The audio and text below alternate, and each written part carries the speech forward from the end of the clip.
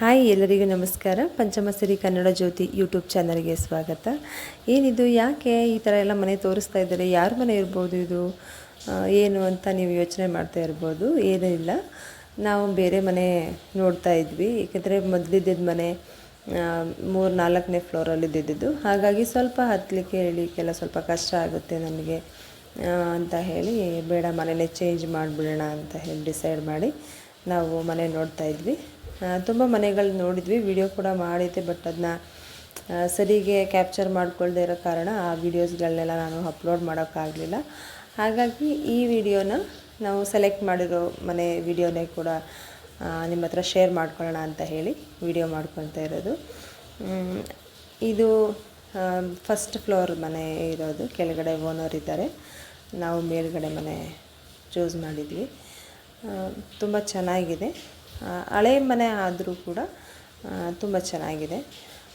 ಆಗಿನ ನಾವು ಮುಂಚೆ ಇದ್ದಿದ್ದ ಮನೆಗೂ ಇದಕ್ಕೂ ತುಂಬ ವ್ಯತ್ಯಾಸ ಇದೆ. ಅದು ತುಂಬ ದೊಡ್ಡದಿತ್ತು, ಇದು ಸ್ವಲ್ಪ ಚಿಕ್ಕದು, ಆದರೂ ತೊಂದರೆ ಇಲ್ಲ, ಅನುಕೂಲವಾಗಿ ಇದೆ. ನಮಗೆ ಈ ದೊಡ್ಡದು ಚಿಕ್ಕದು ಅಂತ ಅನ್ನೋದಕ್ಕಿಂತ ನಮಗೆ ಅಡ್ಜಸ್ಟಬಲ್ ಆಗಿರಬೇಕು. ನಿಮಗೆ ತಿಳಿದಿರೋ ಹಾಗೆ ಹೆಣ್ಮಕ್ಳನ್ನ ಕಾವೇರಿ ನದಿಗೆ ನೀರಿಗೆ ಸಮವಾಗಿ ಹೋಲಿಸ್ತಾರೆ. ಕಾರಣ ಇಷ್ಟೇ, ಯಾವ ಪಾತ್ರೆಗೆ ಹಾಕಿದ್ರೂ ಕೂಡ ಆ ಆಕಾರ ಹೊಂದಿ ಅದಕ್ಕೆ ಅಡ್ಜಸ್ಟ್ ಮಾಡ್ಕೊಳ್ತಾ ಜೀವನನ ಸಾಗಿಸೋದು ಹೇಗೆ ಅಂತ ಹೆಣ್ಮಕ್ಳಿಗೆ ತುಂಬ ಚೆನ್ನಾಗಿ ಗೊತ್ತಿರುತ್ತೆ. ಹಾಗಾಗಿ ನಾವು ಯಾವುದೇ ಮನೆಗೆ ಹೋದರೂ ಕೂಡ ಅದಕ್ಕೆ ನಾವು ಅಡ್ಜಸ್ಟ್ ಆಗಿ ನಮಗೆ ತಕ್ಕಂಥ ಅನುಕೂಲತೆನ ಹೊಂದಿಸ್ಕೊಂಡು ಅಲ್ಲಿ ನಾವು ನಮಗೇನು ಅವಶ್ಯಕತೆ ಇದೆ, ನಾವು ಏನು ಮಾಡಬೇಕು, ಹೇಗೆ ಬದುಕಬೇಕು ಅನ್ನೋದನ್ನು ಜೀವಿಸೋದಷ್ಟೇ ನಮಗೆ ಮುಖ್ಯ ಆಗಿರುತ್ತೆ. ಹಾಗಾಗಿ ಮನೆ ಯಾವುದಾದ್ರೂ ಏನು ವ್ಯತ್ಯಾಸ ಏನೂ ಆಗಲ್ಲ. ನಮಗೆ ಇರೋದಕ್ಕೆ ಅನುಕೂಲತೆ, ವ್ಯವಸ್ಥೆ ಒಂದು ಸರಿ ಇದೆಯೋ ಇಲ್ವೋ ಅಂತ ಚೆಕ್ ಮಾಡ್ಕೋಬೇಕು ಅಷ್ಟೆ. ಹಾಗಾಗಿ ನಾವು ಗೌರಿ ಹಬ್ಬದ ಹಿಂದಿನ ದಿನವೇ ಹೋಗೋಣ ಅಂತ ಡಿಸೈಡ್ ಮಾಡಿ ಮನೆಯೆಲ್ಲ ಕ್ಲೀನ್ ಮಾಡೋಕ್ಕೆ ಅಂತ ಬಂದಿದ್ವಿ. ನನ್ನ ಮಗನ ಕೂಡ ಯಾಕೋ ಈ ಟೈಮಲ್ಲಿ ಅವನಿಗೂ ತುಂಬ ಹುಷಾರು ತಪ್ಪೋಗ್ಬಿಟ್ಟಿತ್ತು. ಆದರೂ ನಾನು ಕ್ಲೀನ್ ಮಾಡ್ತೀನಿ ಅಂತ ಹೇಳಿ ಎಲ್ಲನೂ ಕ್ಲೀನ್ ಮಾಡಿ ನಾವು ಮನೆಗೆ ಬಂದ್ವಿ. ಹಬ್ಬಕ್ಕೆ ಅಂತ ನಾವು ಜಾಗರಣ ಹಾಕಿರ್ತೀವಿ. ನೀವು ಗೊತ್ತಿರುತ್ತೆ, ಸಾಮಾನ್ಯ ಎಲ್ಲರ ಮನೆಯಲ್ಲೂ ಈ ರೀತಿ ಜಾಗರಣ ಗಣಪತಿಗೆ ಇಡೋಕ್ಕೆ ಅಂತ ಬೆಳೆಸ್ತಿರ್ತೀವಿ. ಯಾಕೆ ಬೆಳೆಸ್ತೀವಿ ಅಂತ ನಿಮಗೇನಾದರೂ ಇದ್ರ ಬಗ್ಗೆ ಗೊತ್ತಿದ್ದರೆ, ಗಣಪತಿಗೆ ನಾವು ಇದನ್ನು ಯಾಕೆ ಇಡ್ತೀವಿ ಅಂತ ನಿಮಗೇನಾದರೂ ಗೊತ್ತಿದ್ದರೆ ಕಮೆಂಟ್ ಮುಖಾಂತರ ತಿಳಿಸಿ. ನನಗೆ ಗೊತ್ತಿರೋ ಪ್ರಕಾರ ಈ ಜಾಗರ ಮಾಡಬೇಕು ಅಂತಂದರೆ 9 ಥರದ ಧಾನ್ಯಗಳನ್ನು ಹಾಕಿ ಬೆಳೆಯುವಂಥದ್ದು ಶ್ರೀ ಗಣಪತಿಗೆ ತುಂಬ ಪ್ರಿಯವಾದದ್ದು.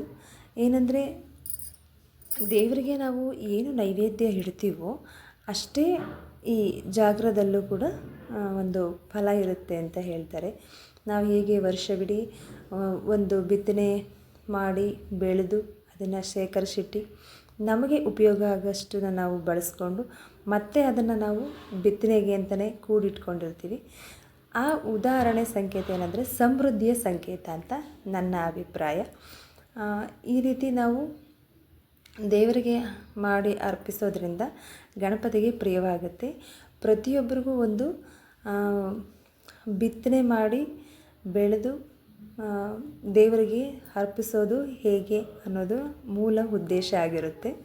ಹಾಗಾಗಿ ಗರಿಕೆ ಪ್ರಿಯ ಆಗಿರೋದ್ರಿಂದ, ಧಾನ್ಯ ಪ್ರಿಯ ಆಗಿರೋದ್ರಿಂದ ಸಮೃದ್ಧಿಯ ಸಂಕೇತವಾಗಿ ಈ ರೀತಿ ಒಂದು ಜಾಗರವನ್ನು ಹಾಕ್ತಾರೆ ಅಂತ ನಾನು ಅಂದ್ಕೊಂಡಿದ್ದೀನಿ. ಇದ್ರ ಬಗ್ಗೆ ನಿಮಗೇನಾದರೂ ಹೆಚ್ಚಾಗಿ ಮಾಹಿತಿ ಗೊತ್ತಿದ್ದರೆ ನನ್ನ ಹತ್ರ ಶೇರ್ ಮಾಡಿ, ಕಮೆಂಟ್ ಮಾಡಿ ಅಂತ ಕೇಳ್ಕೊತೀನಿ. ನನಗೂ ಇದ್ರ ಬಗ್ಗೆ ತಿಳ್ಕೊಬೇಕು ಅನ್ನೋ ಒಂದು ಕುತೂಹಲ ಅಷ್ಟೇ. ಹಾಗಾಗಿ ತುಂಬಾ ಚೆನ್ನಾಗಿ ಬಂದಿದೆ. ಈ ಸಲ ಇದನ್ನು ನಮ್ಮ ತಾಯಿ ಹಾಕಿದ್ರು, ಅದನ್ನು ವೀಡಿಯೋ ನಾನು ಮಾಡೋದಕ್ಕಾಗಲಿಲ್ಲ. ಸೊ ಅದನ್ನು ಎಷ್ಟು ಚೆನ್ನಾಗಿ ಬೆಳೆದಿದೆ ಅಂತ ನಿಮಗೆ ತೋರಿಸ್ಲಿಕ್ಕೆ ನಾನು ಇದೊಂದು ವಿಡಿಯೋ ಮಾಡಿದ್ದೆ. ಹಾಗಾಗಿ ಇದ್ರ ಬಗ್ಗೆ ಮಾಹಿತಿ ತಿಳ್ಕೊಬೇಕು ಅಂತಲೂ ಕೂಡ ನಾನು ವಿಡಿಯೋ ಮಾಡಿದ್ದು.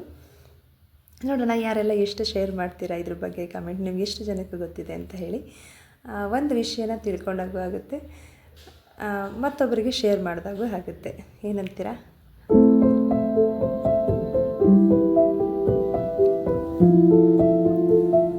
ನಂತರ ನಾವು ನಮ್ಮ ಮನೆಯಲ್ಲಿ ಏನೋ ನಾವು ಗೌರಿ ಹಬ್ಬ ಮಾಡಬೇಕಿತ್ತು.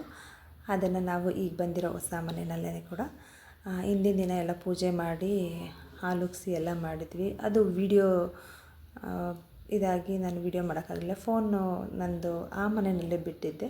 ಸೊ ಚಾರ್ಜರ್ ಇಲ್ಲದಿರೋದ್ರಿಂದ ನಾನು ವಿಡಿಯೋ ಮಾಡೋದಕ್ಕೂ ಕೂಡ ಹಾಗೇ ಇರಲಿಲ್ಲ. ನಂತರ ನಾನು ಹಬ್ಬದ ದಿನದ್ದೇ ವಿಡಿಯೋ ಮಾಡೋಣ ಅಂತ ಹೇಳಿ ಮಾಡಿದ್ದೀನಿ. ಗೌರಿ ಕುಣಿಸಿ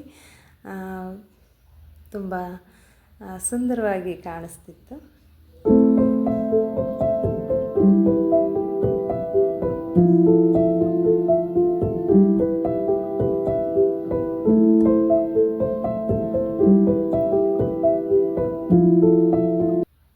ಪ್ರತಿಯೊಬ್ಬರ ಮನೆಯಲ್ಲೂ ಗೌರಿ ಅಮ್ಮನ ಕರೆಯೋದು ಭಾಳ ಪ್ರೀತಿ. ಅಮ್ಮನ್ನ ಕರಿತಾ ಇದ್ದಾಗೆ ಗಣಪನು ಓಡಿ ಬರ್ತಾನೆ ಅನ್ನೋದು ಪ್ರತೀತಿ. ಹಾಗಾಗಿ ಮೊದಲು ಈ ಸಲ ಗೌರಿ ಅಮ್ಮ ಬಂದಿರೋದ್ರಿಂದ ಗೌರಮ್ಮನ ಕೂರಿಸಿ ಪೂಜೆ ಮಾಡಿ ನಾಳೆ ದಿನ ಗಣಪತಿ ಪೂಜೆ ಮಾಡೋಣ ಅಂತ ಹೇಳಿ ಎಲ್ಲನೂ ರೆಡಿ ಮಾಡಿಟ್ಟಿದ್ದೆ. ನಂತರ ನಾವು ಈಗಿರೋ ಮನೆ ಓನರ್ ಕೂಡ ಬಂದಿದ್ದರು. ಅರ್ಶಿನ ಕುಂಕುಮ ಕರೆದಿದ್ದೆ.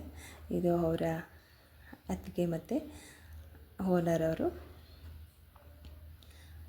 ತುಂಬ ಒಳ್ಳೆಯವರು, ತುಂಬ ಚೆನ್ನಾಗಿ ಮಾತಾಡಿಸ್ತಾರೆ. ನಾವೇನಿದ್ರು ಅವ್ರ ಜೊತೆ ಹೊಂದ್ಕೊಂಡು ಖುಷಿಯಾಗಿ ಚೆನ್ನಾಗಿರಬೇಕು ಅನ್ನೋದೊಂದಷ್ಟೇ ಉದ್ದೇಶ. ಹಾಗಾಗಿ ಅವ್ರಿಗೂ ಕೂಡ ಕರೆದು ಅರ್ಶಿನ ಕುಂಕುಮ ಕೊಟ್ಟು ಆಶೀರ್ವಾದನ ತಗೊಂಡೆ. ನಂತರ ನಮ್ಮ ಮನೆ ಹತ್ರ ಇರೋವಂಥ ದೇವಸ್ಥಾನಕ್ಕೆ ಹೋಗಿ ಬರೋಣ ಅಂತ ಹೇಳಿ ಎಲ್ಲ ತಯಾರಿನೂ ಮಾಡಿಕೊಂಡು ದೇವಸ್ಥಾನದ ಹತ್ರ ಹೋಗಿ ಬಂದ್ವಿ. ದೇವಸ್ಥಾನಕ್ಕೆ ನಾನು ಮತ್ತು ನನ್ನ ತಮ್ಮನ ಹೆಂಡತಿ ಮಕ್ಕಳು ಮಾತ್ರ ಹೋದ್ವಿ. ತುಂಬ ಚೆನ್ನಾಗಿತ್ತು ದೇವಸ್ಥಾನದಲ್ಲಿ ಪೂಜೆ ಎಲ್ಲ. ಈ ವಿಡಿಯೋ ಎಲ್ಲ ನಿಮಗೆ ಇಷ್ಟ ಆಗಿದೆ ಅಂತ ಅಂದ್ಕೊತೀನಿ. ಇಷ್ಟ ಆಗಿದ್ದರೆ ಒಂದು ಲೈಕ್ ಮಾಡಿ, ಶೇರ್ ಮಾಡಿ, ಕಮೆಂಟ್ ಮಾಡೋದನ್ನು ಮರಿಬೇಡಿ. ಎಲ್ರಿಗೂ ಕೂಡ ಗೌರಿ ಗಣೇಶ ಹಬ್ಬದ ತುಂಬ ಹೃದಯದ ಶುಭಾಶಯಗಳು. ನಾಳಿನ ಗಣೇಶನ ಹಬ್ಬದ ವಿಶೇಷ ಹೇಗಿರುತ್ತೆ ಅಂತ ಹೇಳಿ ಮುಂದಿನ ವಿಡಿಯೋಸಲ್ಲಿ ನೋಡೋಣ. ಅಲ್ಲಿವರೆಗೂ ಎಲ್ರಿಗೂ ನಮಸ್ಕಾರ.